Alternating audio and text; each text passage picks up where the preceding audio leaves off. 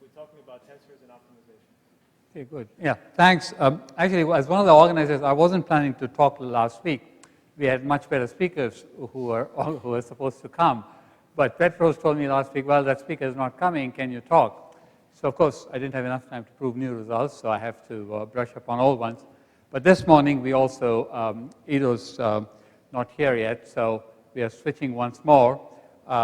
Luckily, when Petros said Ido's not here, I was afraid he'll say you have to give both talks. But no, only one talk. I don't know what happens in the afternoon. We'll announce it. We'll announce it as this talk goes, right? Okay, so I'm going to talk about tensors and optimization. Some of you perhaps have heard this. As I said, this is not some of it. I mean, hopefully it'll be new to some of you, but also hopefully the others would have heard this or forgotten what it is. So I want to start with, so normally in people working in numerical methods know tensors, or everybody knows what tensors are. Tensors are just going to be, instead of two-dimensional arrays, which are matrices, 3, 4, 5, whatever number of dimensional arrays, right? In the talk, I'll often focus on three-dimensional arrays because the notation gets horrendous otherwise. But all that I'm going to say will extend to r-dimensional arrays with the catch that the complexity will grow exponentially in R. Okay? So that's something you cannot avoid. Now, the numerical part of it, people are used to tensors as sets of numbers and so on. I want to connect it up in the spirit of this workshop or this semester.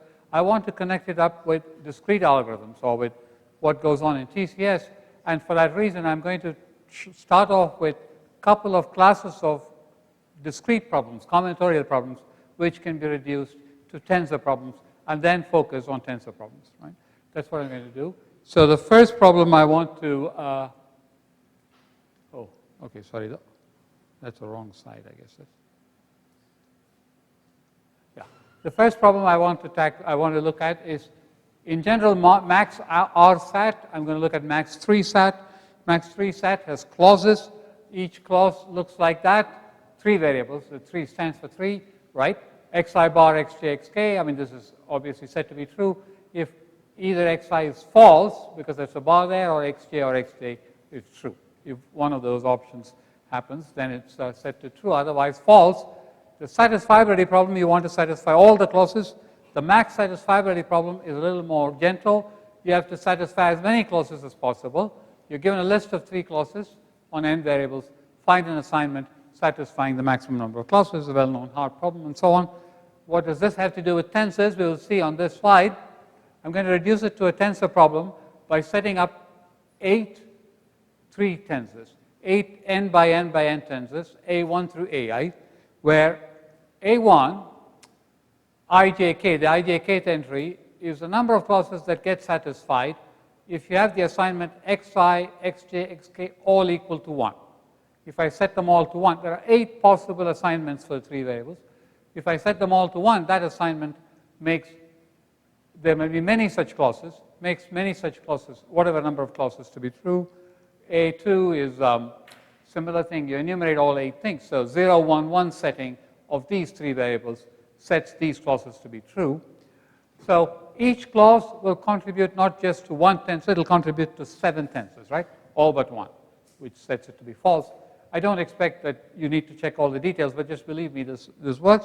And then you can reformulate this problem just as a tensor maximization problem. Maximize these. So now, the tensor problems we'll consider are of the form Aijk. There are 3 tensors, there are 3 subscripts, xi, xj, xk. I want to maximize this. The second tensor has a 1 minus xi because of the xi bar there, right? And so on. There'll be 8 of these, and I want to maximize the sum. This, again, by a leap of faith, I won't tell you, but it can be done for all max-r constraint satisfaction problems.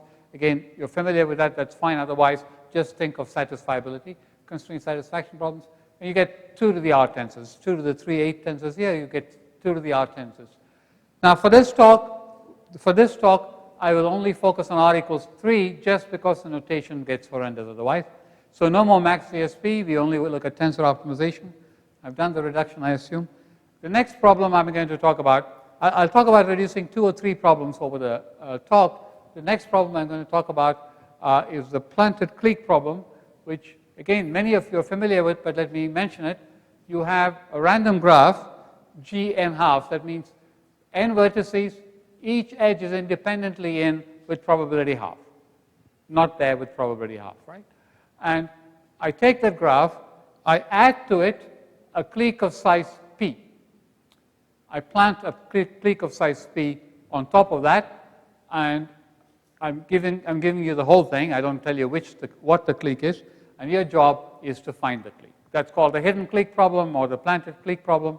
It's been studied a lot just because it seemed, when people formulated it, to be quite easy, but we haven't solved it for perhaps a decade or more. Right? So if p is, it's known that if p is at least root n, then you can solve it by spectral methods. I won't describe them, but Alon, Krivolevich, and Sudakov showed that. A big open question, as I said, it's got bigger over time because we are not able to solve it. A big open question is to reduce the exponent to find lesser size planted cliques.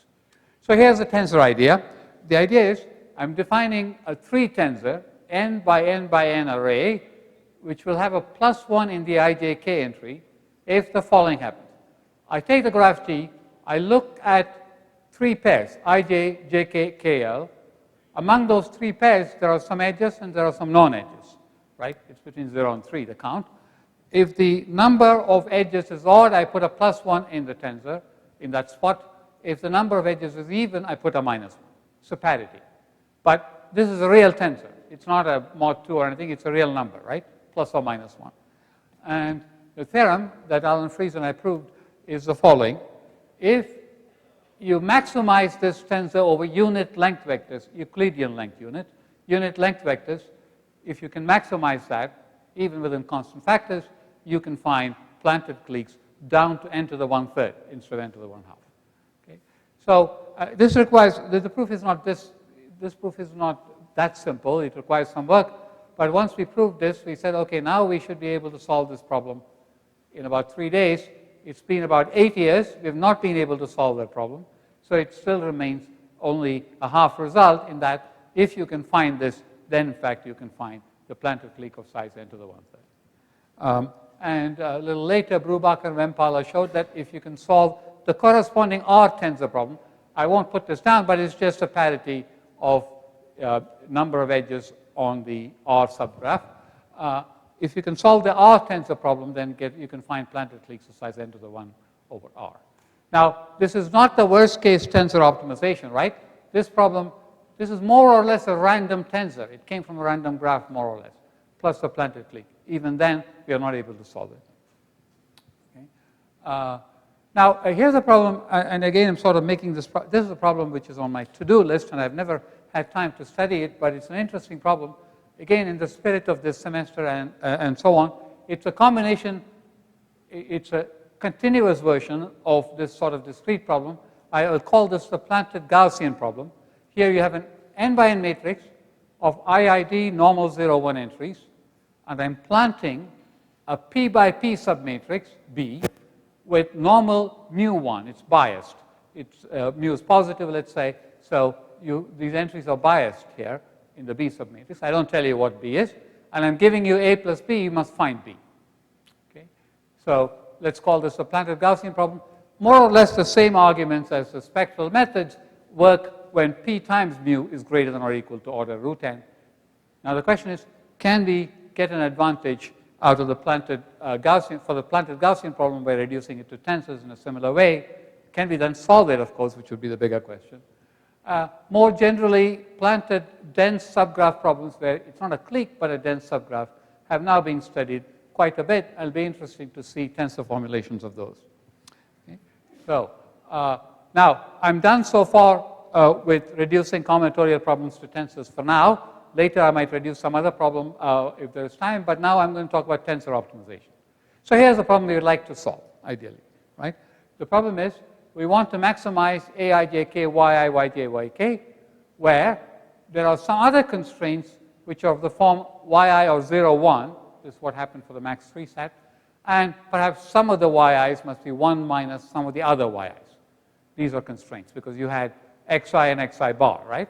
Xi and 1 minus xi. So we have a bunch of these constraints. We want to maximize this kind of cubic function for 3 tensors and so on. Okay. Let's introduce a little bit of notation. We think of the tensor A as operating on the vectors x, y, z, and that's just a sum. ijk, xi, aijk, xi, yj, zk, right? If there were only x and y and a matrix, you would have x transpose ay. It's a number. This operates on these vectors, give you a number. And we want to maximize that number.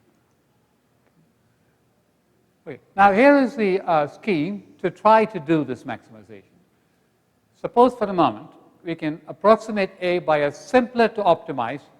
Now by simpler to optimize in this context, I'm going to mean low rank. You may wonder what the rank of a tensor is. We'll come to that in a minute. But it's like low rank matrices. Suppose we can approximate A by a simpler to optimize tensor B. Why is it simpler? We'll also see later. So that the following is true.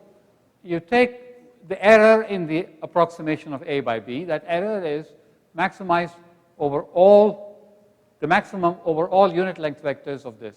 Right? That is just a spectral norm. Right? If A and B were matrices, this is what you know as the spectral norm of A minus B. Let's just call that the spectral norm. Spectral norm I'll write with just a norm with no subscripts. Okay? Suppose that is less than delta. So suppose I can do the approximation, and later we'll see we can do it.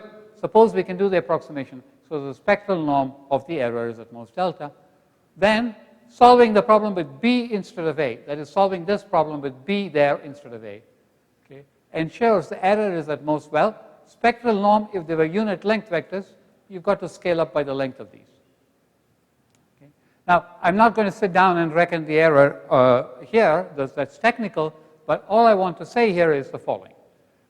This slide tells you, the model of this slide is it's enough to approximate A by a B. The approximation should be good in spectral norm. That's the norm we want. That is, we want this A minus B to be small, not some other norm. There'll be another norm that comes up, Frobenius norm, namely, sum of squares of all the entries. This is much smaller than that, but it's enough that this norm be small in the approximation. Yeah?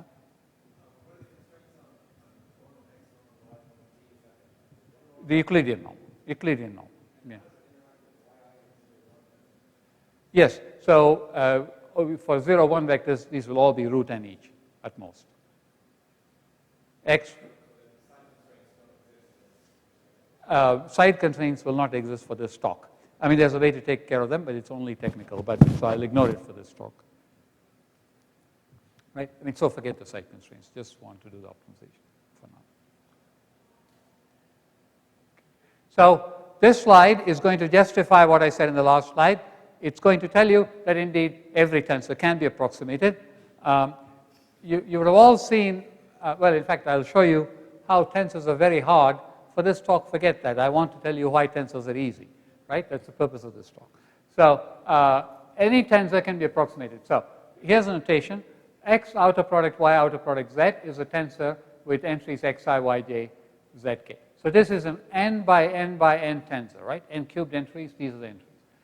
We call it a rank 1 tensor, just an analogy with rank 1 matrices. And we introduce another norm, which is the sum of squares of all the entries, the Frobenius norm, right? Here's a little lemma. Any R tensor, we did 3 tensors so far, any R tensor, for any R tensor, there are 1 over epsilon squared rank 1 tensors whose sum approximates A well. So in the sense, the spectral norm of the difference is at most epsilon times the Frobenius norm of A. Okay? That's the approximation we get. Now, the lemma shouldn't look mysterious because here's the proof. This is very simple. Okay? So here's the lemma, right?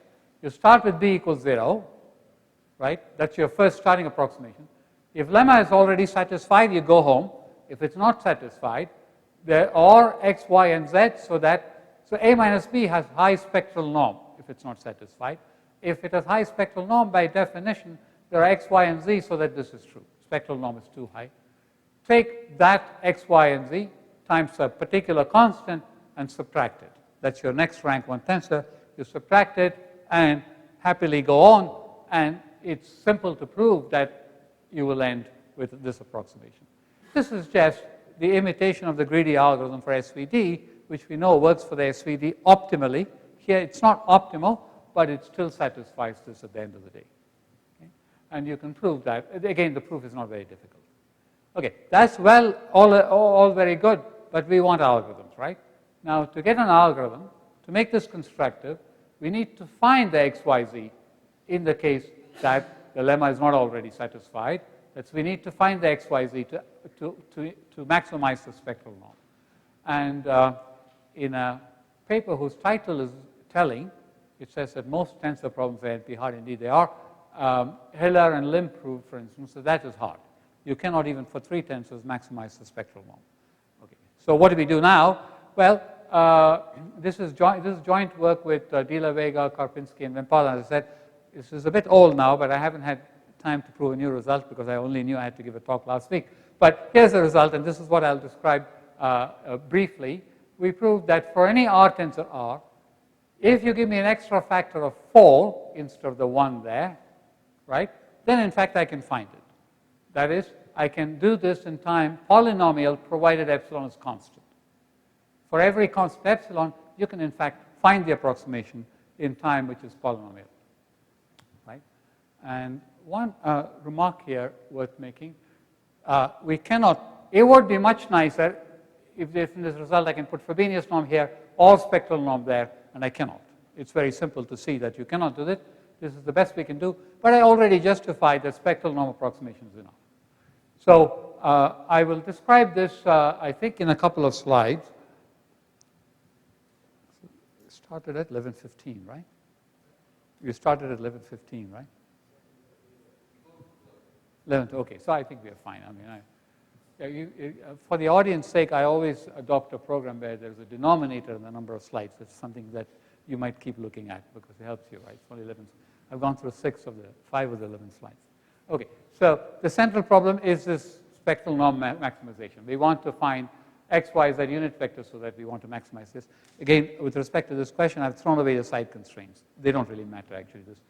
It's enough to solve this. Now, observe that if I knew the optimizing y and z, so here's the problem. If I knew if somebody luckily told you what the best y and z were, then the corresponding x to optimize is easy to find. Why is that? Because I can plug the y and z into the tensor. The tensor can operate on the y and z. This is sort of MATLAB-ish notation, if you will. And this gives you a vector, right? If I hit it with 3 vectors, x, y, and z, I get a number. If I hit it with 2 vectors, I get a vector. And that vector tells you what x should be, because I take the dot product of that vector with x to get this, right? That's all I'm doing. This requires a little, I mean, it should seem natural. It requires a little bit of work to just check the arithmetic, but that's otherwise, it's fine. So if somebody told me y and z, I know the x. So in some sense, the problem is 1/3 solved. It's reduced to, it's reduced to 2/3 of the problem, because if out of the 3, if I told you y and z, I can find x. Right? So now, let's see. I want to find this quantity, this sum, sorry, the right-hand side. But to do that, I need all the y's and z, and I need to do this exact thing. But I don't have to do it exactly. I can estimate it if I have just a few terms. So I don't have all of these n squared terms, right? For each there are n squared terms. But let's say I have a few, then I can try to estimate this. But the important question is, how do we make sure the variance of the estimate is not too high? The entries of A, we have no control over. They can be anything. Okay. So it turns out length squared sampling works. And the next slide, I'll tell you in a little more detail what this is. That means the following. Even if I estimate this, I still don't know x, but I try this estimate for several candidate y and z. And each candidate y and z gives me a candidate x, and I have to try them all out. How do you know which candidate x is the best? Well, we check.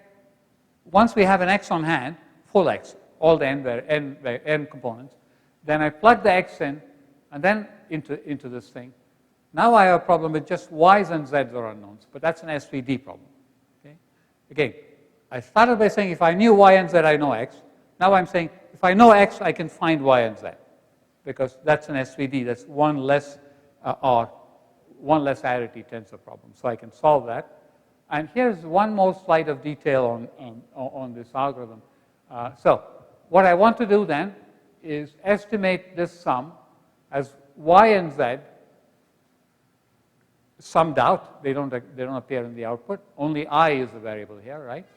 But really I want to estimate the sum for all possible y and z because I don't know which the optimizing y and z are. So I pick, so I can't do the whole sum, I want to estimate it. I pick a certain subset of jk, a constant number of pairs jk, and I pick them in IID trials with probability proportional to the length squared. This is the probability that you heard in the first few talks as well. That is, I take the sum over I, so sum over the whole fiber or the whole line of ajk, aijk squared it should be, excuse me. There should be an I there. I guess anyway you can't see from a distance. There might have been an I and you missed it anyway. So there should have been an I. So aijk squared divided by that. What is that? Don't worry about the number. I want to pick a jk with probability proportional to the sum of squares of everybody on the line above it. And for each such jk, we still don't know y and z. Even if to do the sum, I picked this, I said estimated by a subsample, but I don't know y and z. But I just now enumerate all possible values of y and z. I can do that because there are only a constant number of them, and therefore there are only this many values. Once having done that, I find this guy. That's an estimate of what I wanted. That tells me, oops, that tells me what x should be, and that's, I take that x, I plug it back into y and z. I'm sorry if you didn't follow all the details, but the idea is just sampling does the job. And it turns out that with this length squared sampling, you get variance to be bounded. That requires a bit of work to do to bound the variance, but you can in fact do that. Okay. Now, for what, so we did, I said there's no free lunch, excuse me. Let me just go back one slide. So we get this kind of error where here's a spectral norm, here's a Frobenius norm. The Frobenius norm in general is much larger than the spectral norm, so you can ask, why is this any good, right? And it turns out it's good enough to solve the constraint satisfaction problems we want to solve, several of them. So first let's do 2 CSP instead of 3 CSP. Max 2 sat, that's already NP hard to do it exactly. Or max cut, which is also a 2 CSP. I won't show you the reduction, but it's well known. So let's say there are n variables. In the case of graphs, that's n vertices, and m is the number of clauses for the SAT problem, or the number of edges for the graph problem. Then the Frobenius norm of A is the sum of squares of all the entries. If there are m once, it's m. Okay. But the error in our approximation is the spectral norm of A minus B times all these guys. And again, to answer this question, x and 1 minus x are at most root n. They're 0, 1 vectors. You clearly know it's at most root n times this. And if you work this out, you get this. That's the error you can get. But you cannot afford an error of more than m because, for instance, max cut, you can solve to constant times m very simply by choosing edges at random, for instance, or better, right? So we cannot afford an error of more than m. So this better be less than m.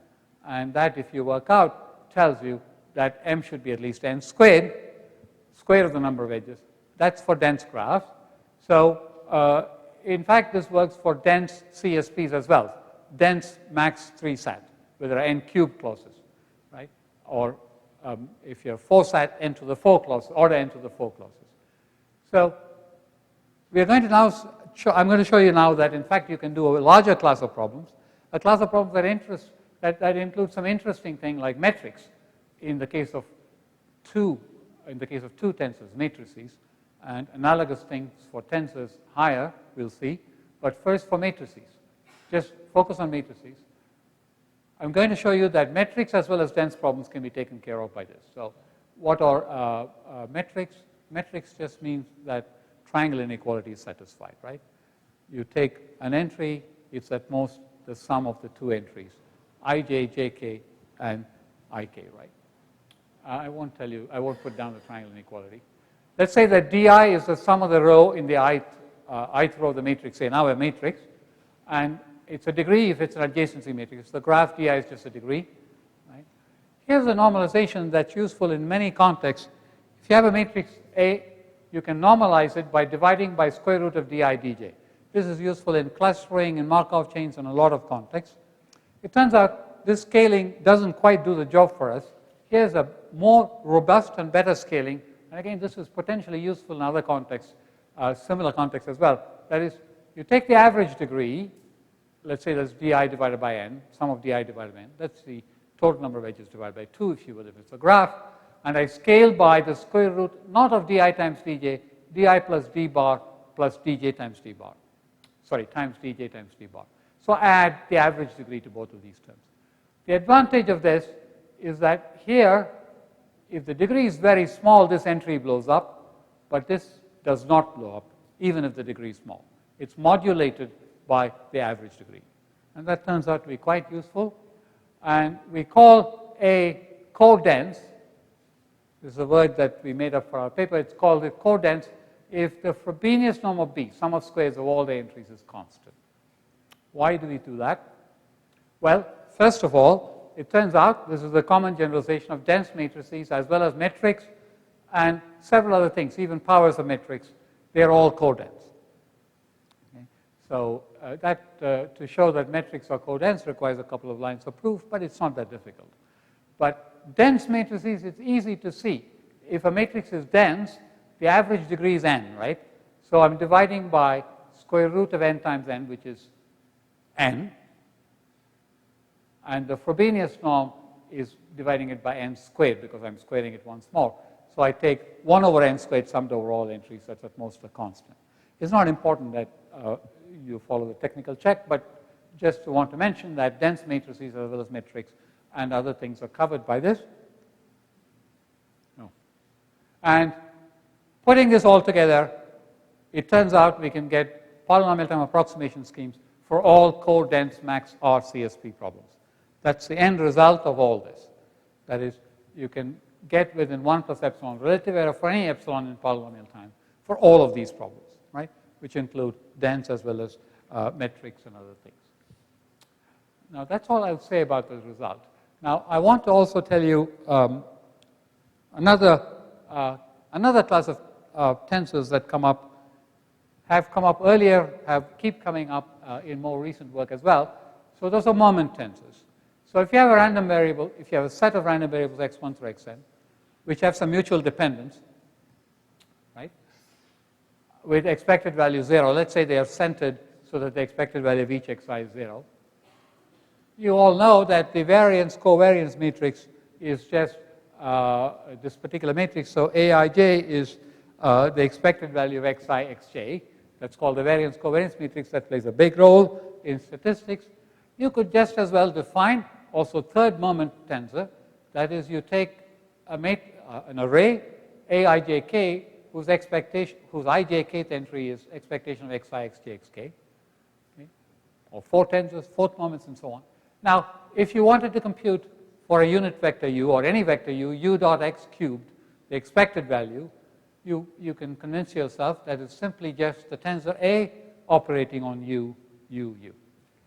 Okay? That's pretty standard. Now, it turns out that optimizing 4 tensors can be done in some contexts, and that's actually pretty useful. So here's one context I'll refer to. So if the expected value of xi is 0, which we assumed, and the xi are 4-way independent. So there's some dependence between them, but they are 4-way independent. And R is some orthonormal transformation. Then even the local maxima. So I would like to maximize this function globally. We don't know how to do. But even the local maxima of this function, that is, I take u transpose Rx, that's a scalar, to the 4th power. I maximize it with a unit ball. The local maxima give you the rows of R inverse, basically. Okay? Ignore this condition. So why is this of interest? It turns out I actually won't discuss this here, but clearly many of you will be familiar with the subject called independent component analysis. So we were able to show actually basically independent component analysis can be done, and this lemma is very simple. It's not very difficult. So this lemma is actually at the heart of showing that you can in fact find this R and therefore do independent component analysis. There are many extensions of this, but the remark I want to make here is the model of this is some random tensors are easy to optimize, like this one is. Here the local maxima and minima actually give you global maxima and minima. This won't always happen, but this can happen, is what this is saying. And more recently, actually there have been uses of this, generalizations and uses of this sense. Perhaps most recently, Anandkumar Shu and Kakade used third moment tensors. Not using any of this, but in a different way, using third moment tensors, they were able to do something about topic modeling. And I want to finish, this is the last slide, I want to finish with, I call this the epilogue. These are more recent results, obviously. This is something I would have had more to say, but for the fact that I only got the paper last week. So there are now results of Yoshida and Shao this year that what I said for a subset of core dense problems can be done by a totally different method using going up what's called the Shirali-Adams hierarchy a few levels. Now, it would be nice, and I think the authors are thinking about this, trying to get new classes for which this would work besides codense, and that's something that's ongoing. And I don't have much to say about this only because it's very recent. As I said, the method is completely different. Now, another little thing I want to mention in the epilogue without detail is the following. Now, lower approximation of tensors automatically corresponds to something about polynomials. An R tensor A, you can think of as a R homogeneous polynomial, where you take aijk, there's only a 3 tensor, it's 3 homogeneous, aijk, xi, xj, xk, that's a polynomial in the variables x1 through xn, cubic, 3 homogeneous polynomial. A rank 1 tensor in the setting easily seen to approximate the product of 3 polynomials, which are linear, a dot x, b dot x, c dot x, right? These are linear polynomials. So in some sense, the result I already showed you, the lemma even, says that any homogeneous polynomial can be approximated by a sum of small number of products of linear polynomials. Okay. Now, Lex Schreiber has a much stronger result, and again, I probably won't describe the result except to perhaps pique your curiosity. You can go look at the paper by Lex. Now, here's would be a nice thing to do, which I don't know how to do, but so tensors, right, or cubic forms or multilinear forms or generalizations of quadratic forms. So we know that optimizing quadratic forms like semi-definite programming is useful to solve combinatorial optimization problems like max-cut or max-sat and so on to a certain orders, to certain error thresholds. Assume now for the moment, and that we don't know how to do this, assume now for the moment that you can do tensor optimization, spectral norm, for 3 tensors, to within 1 plus epsilon factors for any constant epsilon. Now, I told you that there were hardness results, but those hardness results don't rule out this possibility, that there exist algorithms like this. I don't know how to do this for worst case tensors. We don't know how to do this even for random tensors, because if we could, then planted Clique type problems would be solvable. Right? But let's assume this. Then can one beat the approximation factor for, let's say, max-cut or max-sat?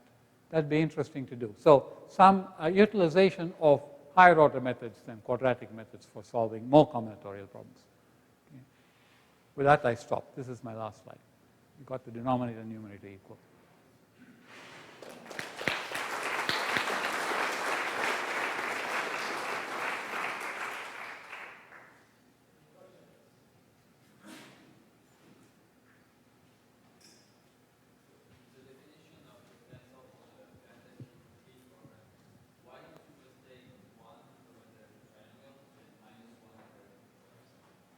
Yes, it doesn't. So, good question. It's a good point. So, in defining the tensor from the planted clique, I said 1 for parity, odd parity, -1 for even parity. The question is, why don't I put 1 if there's a triangle, 0 if there's no triangle? We tried several variations like that for the tensor. We cannot prove anything about those variations. Namely, we cannot prove that optimizing the cubic form does the job for you. So the point is, okay, so very briefly, right? So it is true that the planted part gives you a high value of the cubic form. But you have to prove that the big random part does not give you a higher value. And for that, you apply to random matrix theory, Wigner type theorem. But those things are not necessarily true when you put in. So it's not Wigner type theorem because you've gone to a tensor and there's dependence. So we actually have to have an epsilon net argument. Okay. But that epsilon net argument or even Wigner type results don't work unless you have plus minus one random. Well, they may work in other cases, but that's the only case where we know it works. But yes, one could try other tensors, but we don't know how to make them work.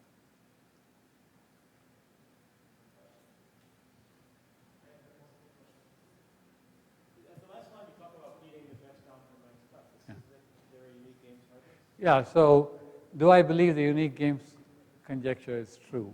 That's another talk. Let's not worry about that. Okay, fine. You don't believe it. Yeah. Thank you very much. By the way, I don't believe it.